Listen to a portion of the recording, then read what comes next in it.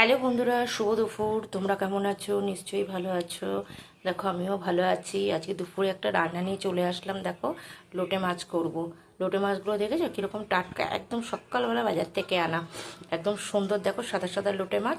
এই লোটে মাছটাকে ভালো করে কেটে ধুয়ে একটু লেবু মাখিয়ে রেখেছি। একটু লেবু মাখিয়ে রাখবে, তাহলে কী বলো তো, একটু গন্ধ আছে না, সেই গন্ধটা দেখবে চলে যাবে, আর গন্ধটা লাগবে না। তো একটু ভালো করে একটু ধুয়ে নেবে, দেখবে সুন্দর, মানে খেতেও ভালো লাগবে আর গন্ধও লাগবে না।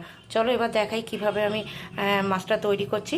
দেখো প্রথমে আমি একটু পেঁয়াজ কুচি কুচি করে কেটে, এই রসুন, ভুল বলছি, রসুনটা আমি একটু মানে ছাতো করে নিয়েছিলাম।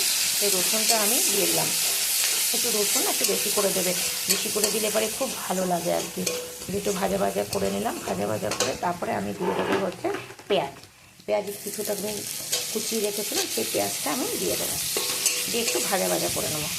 দেখো ওদিকে তো পেঁয়াজ আর আমার রসুনটা তো একটু ভাজা হচ্ছে, আর এদিকে আমি কী করেছি, মাছটার মধ্যে কিছুটা পেঁয়াজ আমি একটুখানি মেখে নিয়েছি, আর একটু নুন আর হলুদ দিয়েছি, আর দেবো হচ্ছে একটু লঙ্কার গুঁড়ো আর জিরের গুঁড়োটা একটুখানি দিয়ে দেবো। আর দেখো দিয়ে একটু ভালো করে একটুখানি মাখিয়ে নেবো, তো মাখিয়ে একটু রেখে দেবো। আচ্ছা তোমরা কিভাবে ওই লোটে মাছটা রান্না করো সেটা কিন্তু একবারে অবশ্যই আমাকে একটুখানি কমেন্টে জানিও কিভাবে তোমরা রান্না করো। এবার দেখো আমার ভাজা মোটামুটি হয়ে এসছে, পেঁয়াজ আর রসুনটা ভাজা হয়ে এসছে। এবার আমি যে মাছগুলো মেখে রেখেছিলাম সেই মাছগুলো আমি দিয়ে দেবো। দেখো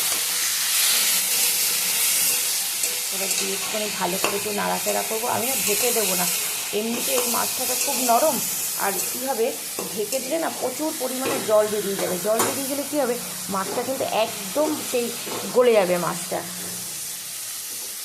এই কারণে আমি একদম ঢেকে দেবো না, এরকম করে রেখেই আমি মাছটা একটুখানি ভালো করে ভাজা ভাজা আমি করে নেবো।